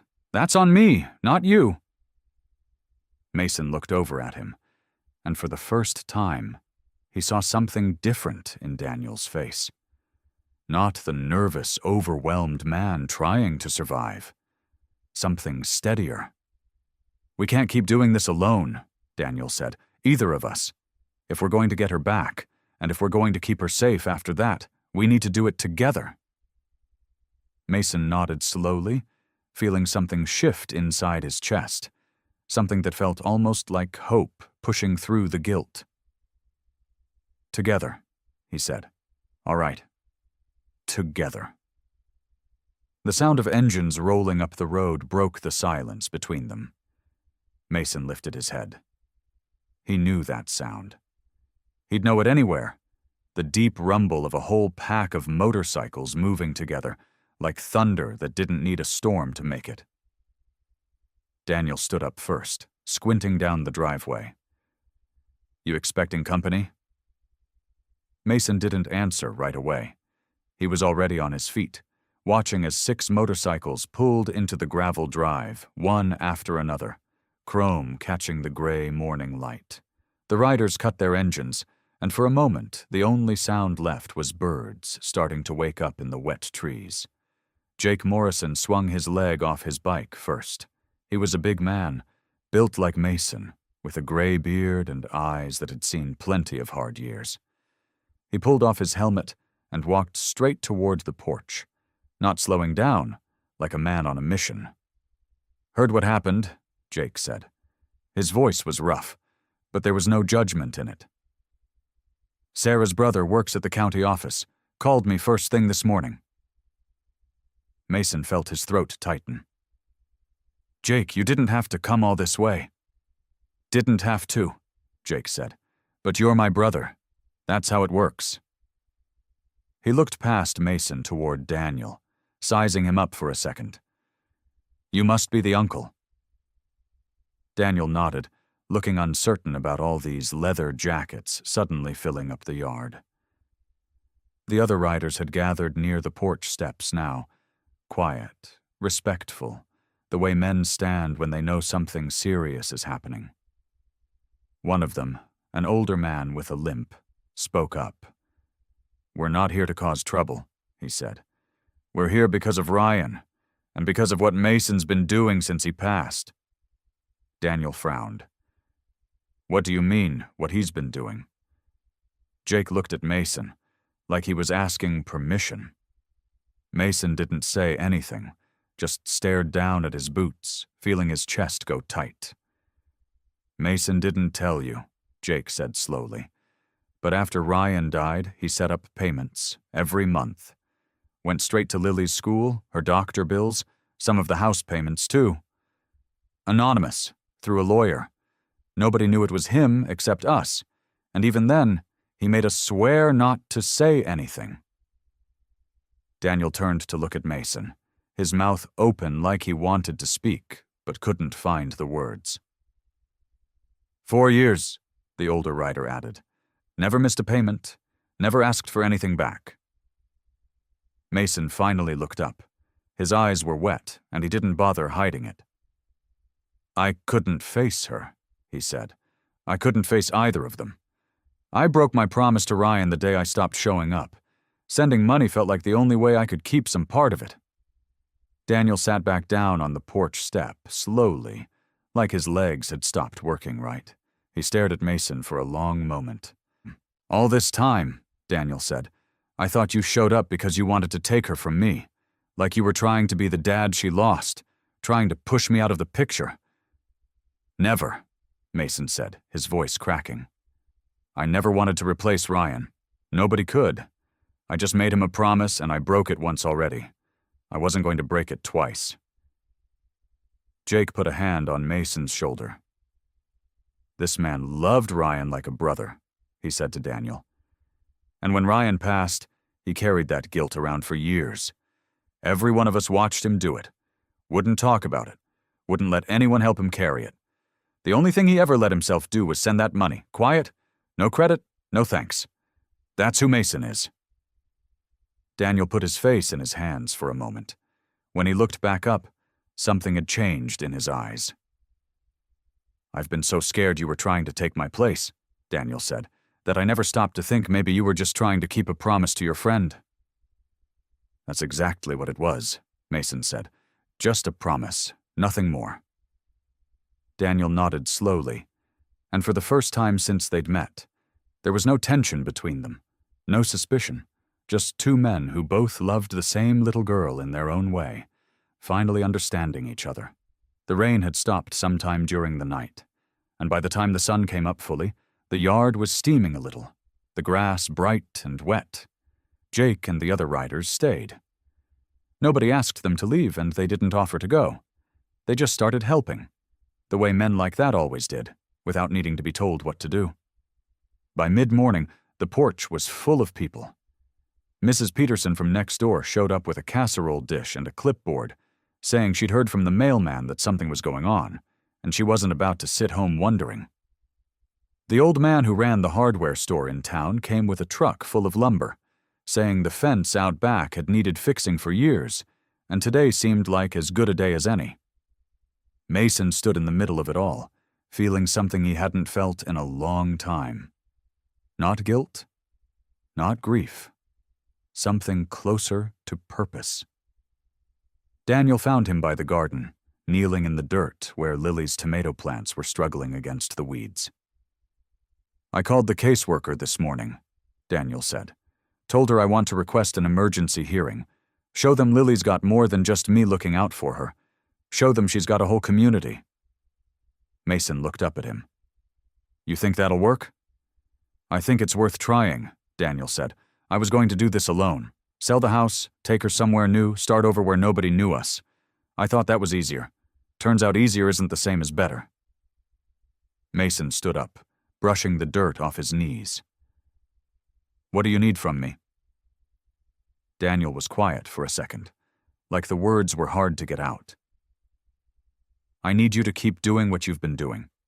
Being here, being someone she can count on. And I need to stop pretending I can do this by myself."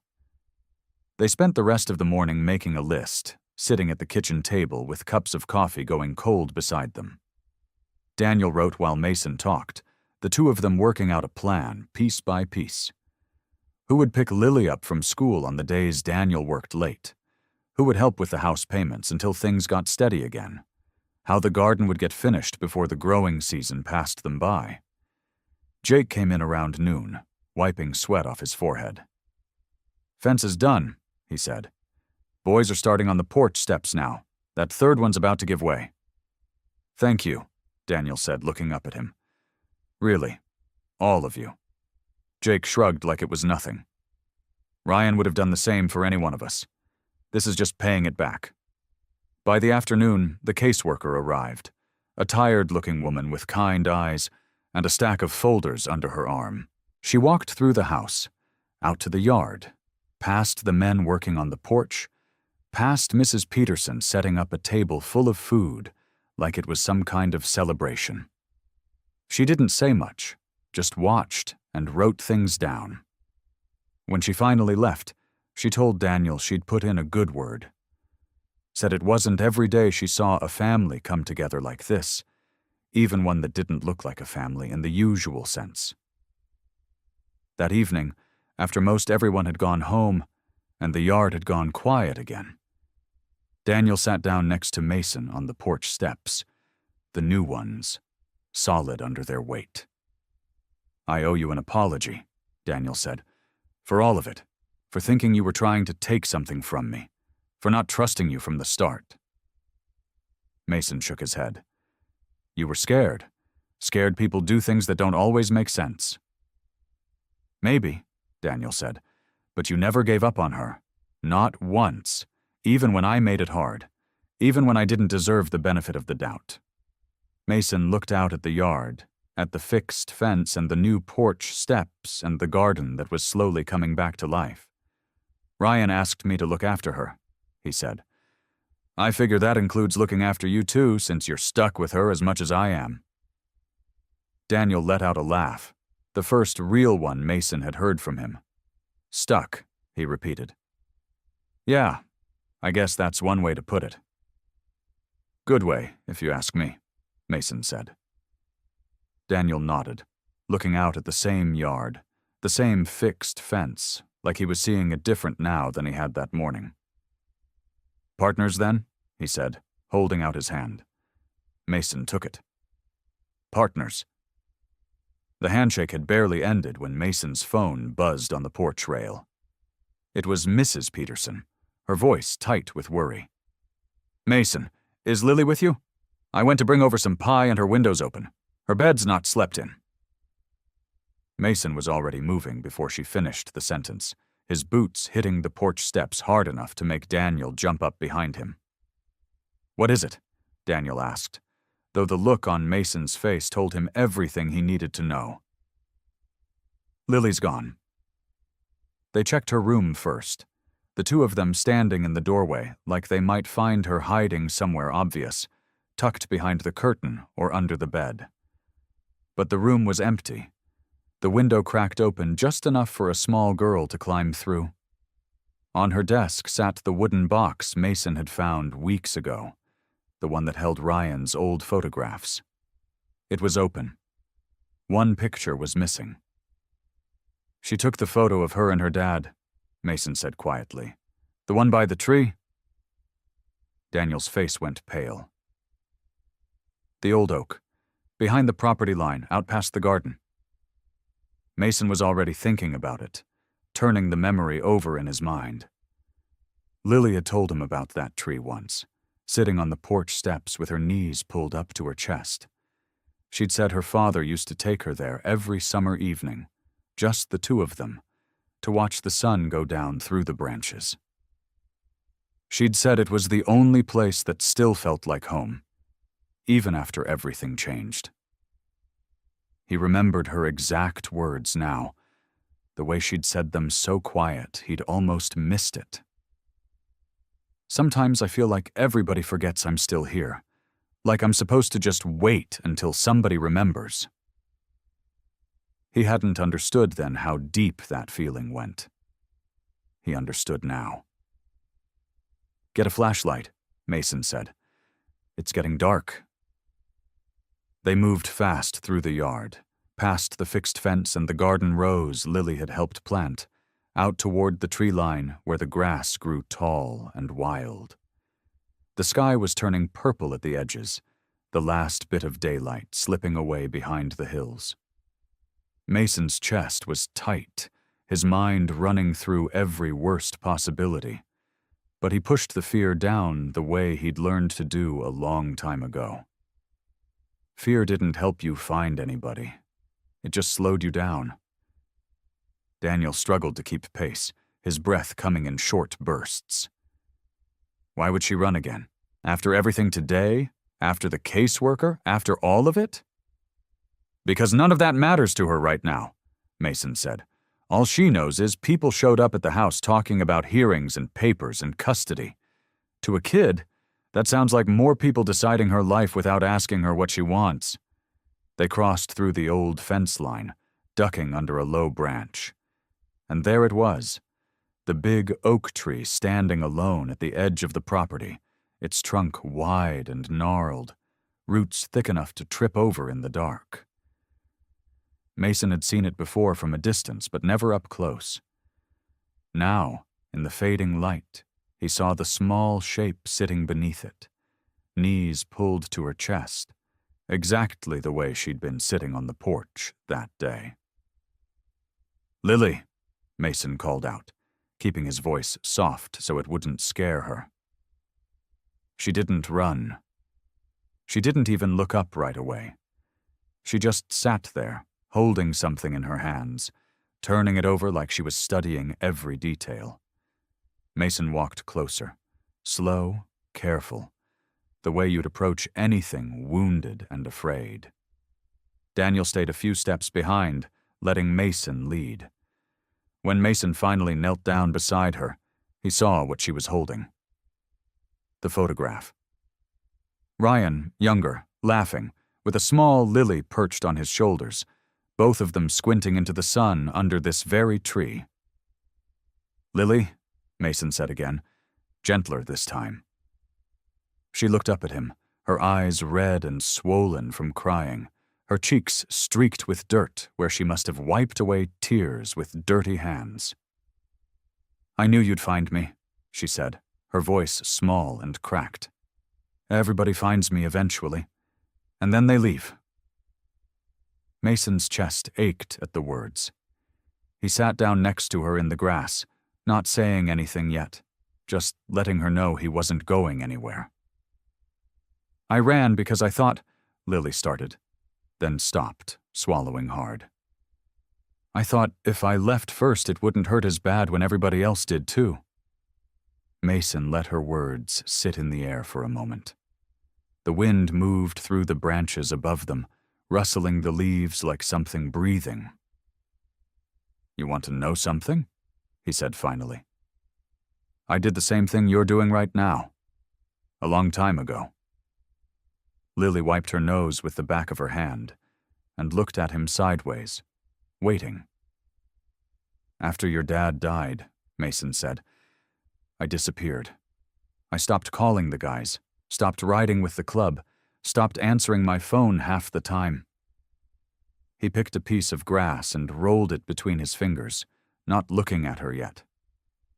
"Your dad asked me once, a long time before he got sick, that if anything ever happened to him, I'd look after you. And I told him I would. I meant it too. But when he actually died, I ran the other way." "Why?" Lily asked. Her voice was still small, but there was something else in it now. Curiosity. Like maybe she needed to hear this as much as he needed to say it. "Because I was scared," Mason said. "I know that probably sounds strange, coming from a guy who looks like me. But I was scared of loving somebody and then losing them again. It happened enough times in my life that I figured the easiest way to stop hurting was to stop letting anybody matter that much." He finally looked at her. "So I stayed away from the one person your dad asked me to protect. I let you down before I even tried." Lily was quiet for a long moment, turning the photograph over in her hands. "That's why you found me at the diner," she said slowly, like she was putting pieces together. "You weren't just some stranger. You already knew about me." "I did," Mason admitted. "And I've been feeling sorry about that ever since I found the box with your dad's pictures.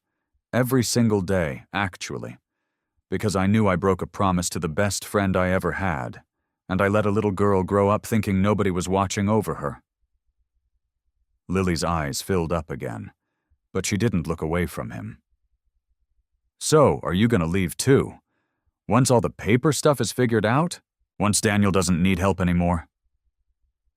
Mason shook his head, slow and certain. "No, I'm not going anywhere, Lily, not this time. I made a mistake once, running away from something hard. I'm not making that mistake twice." He reached over, careful, and put his hand gently on her shoulder. "I don't care what happens with hearings or papers or any of that. I'm going to be here, every day. Whether that means fixing your bike or sitting with you under this tree or just being down the road if you need me. That's not going to change." Lily studied his face like she was trying to decide if she believed him. Whatever she saw there must have been enough, because she leaned into his side, small and tired, and let out a breath that seemed to carry all the fear out of her. "I believe you," she whispered. "But you gotta promise. For real this time." "I promise," Mason said. "For real." Daniel had been standing back the whole time, quiet, letting the moment happen without interrupting. Now he stepped closer and knelt down on Lily's other side, his knees sinking into the soft grass. "Lily," he said, his voice rough. "I'm sorry too. I should have talked to you about the house instead of just deciding things on my own. You're not just some kid I'm responsible for. You're my family, and family gets a say." Lily looked up at him, surprised. "From now on," Daniel continued, "any big decision about your life, you're part of the conversation. I promise you that." Lily looked between the two of them, The biker and her uncle, both kneeling in the grass under her father's tree, both looking at her like she mattered more than anything else in the world. "Okay," she said softly, wiping her eyes one more time. "Okay." The next morning, word had already gotten around town. Mason wasn't sure how exactly, but by the time he pulled his motorcycle up to the old house, there were already 3 trucks parked outside. Jake Morrison stood in the front yard, arms crossed, grinning like he'd been waiting all day just to say something. "Took you long enough," Jake said. "We've been standing here for 20 minutes?" Mason climbed off his bike slowly.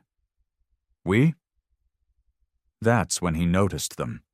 Some of his old motorcycle brothers, men he hadn't seen in years, unloading tools and lumber from the truck beds. A few neighbors from down the road stood near the porch, holding paint cans and ladders. Even the diner owner, an older woman named Ruth, who used to eye Mason with suspicion, was there with a cooler full of sandwiches. "Heard you had a house that needed fixing," Jake said. "Figured a man doesn't have to do everything alone. Not anymore." Mason felt something tighten in his throat. He looked at all the faces, people he barely knew and people he'd known for decades, all standing there ready to work. "I don't know what to say," Mason admitted. "Then don't say anything," Jake told him. "Just grab a hammer." And so they worked. For the next several weeks, the old house slowly came back to life. Mason spent his mornings on the roof, replacing shingles that had cracked and curled from years of rain and sun. Daniel worked beside him more often than not, learning how to swing a hammer properly, how to measure twice before cutting once. It turned out Daniel wasn't bad with his hands once somebody showed him how. Lily spent most afternoons in the garden, kneeling in the dirt just like her father used to. She planted new flowers alongside the old ones that had survived through neglect, and she talked to Mason about her dad while she worked, telling him stories she remembered and asking him to fill in the ones she didn't. The porch got new boards. The fence got repaired.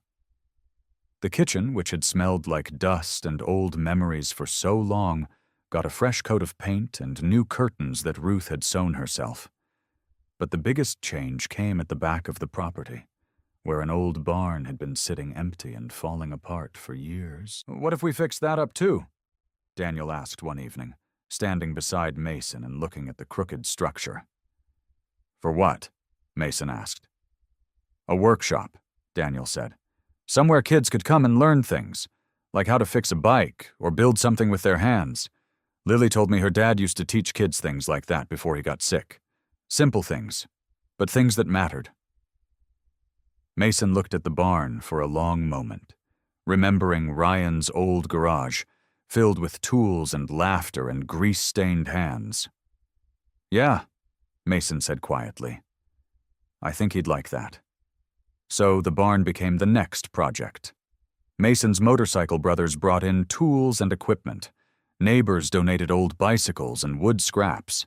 Within a month, the barn had new walls, a solid roof, and workbenches lined up along the sides, ready for use.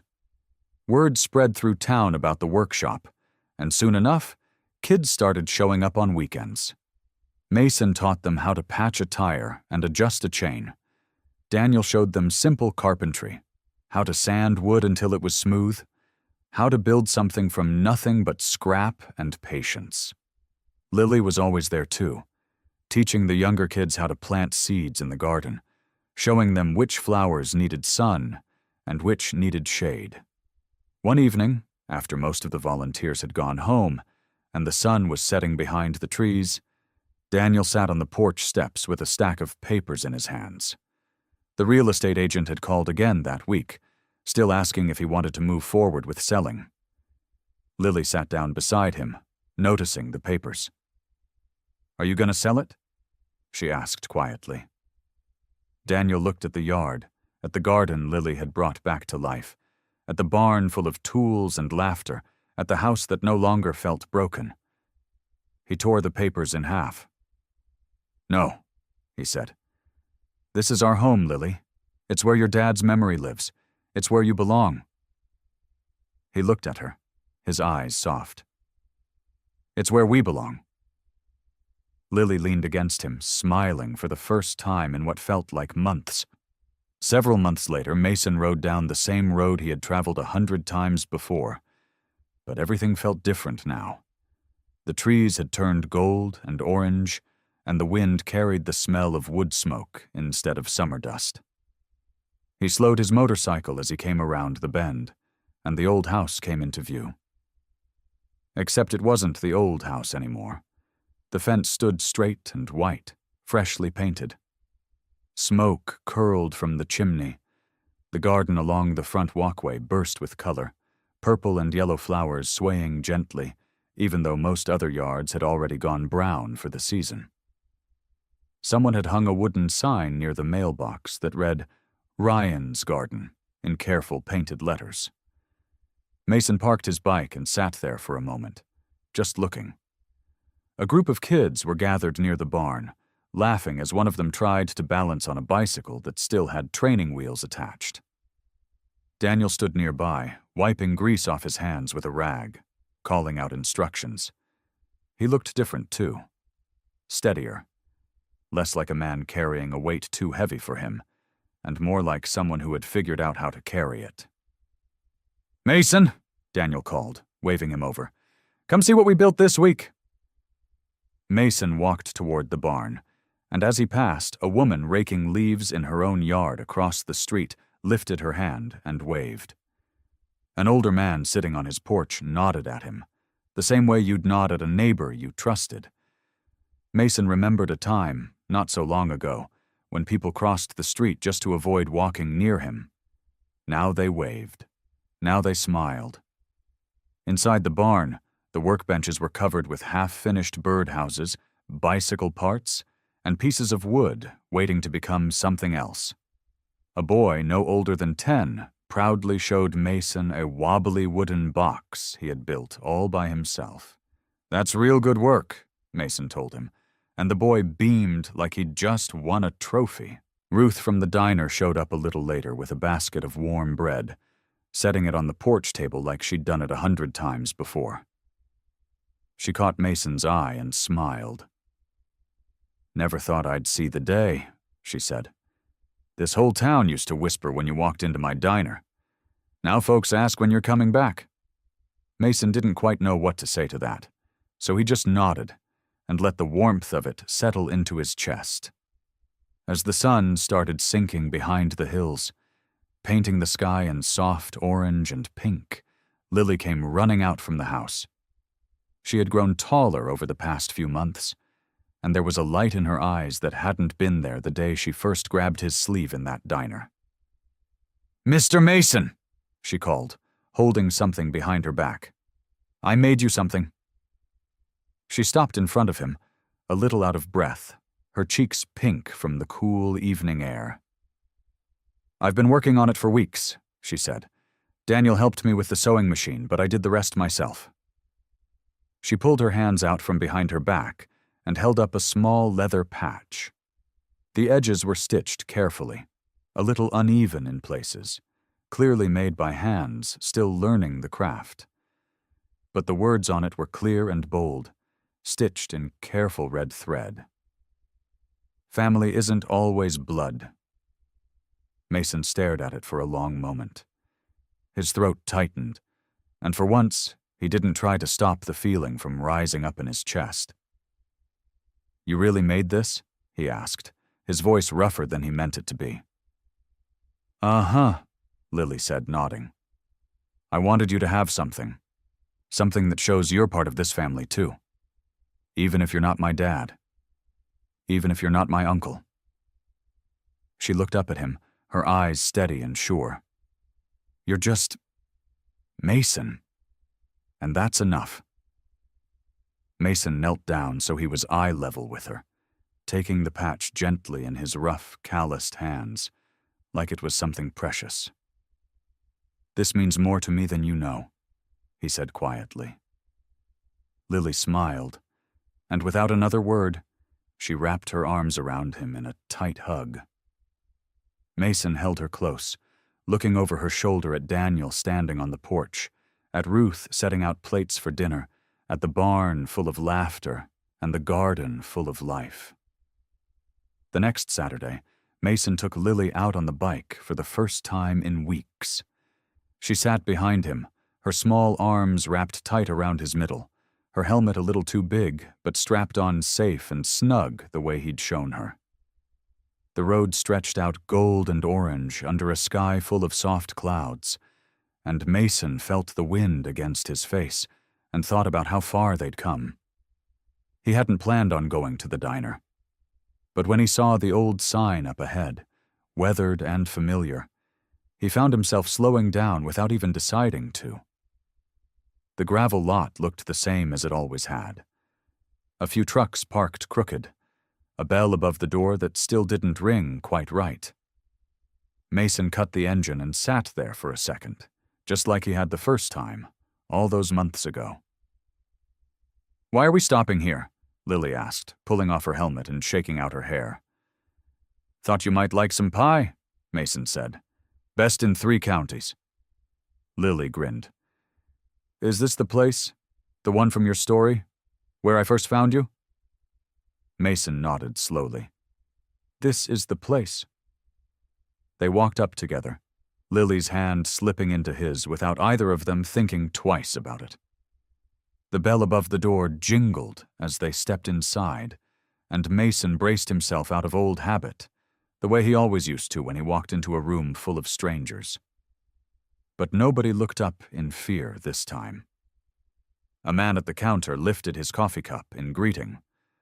A woman in a booth smiled and waved at Lily like she knew her.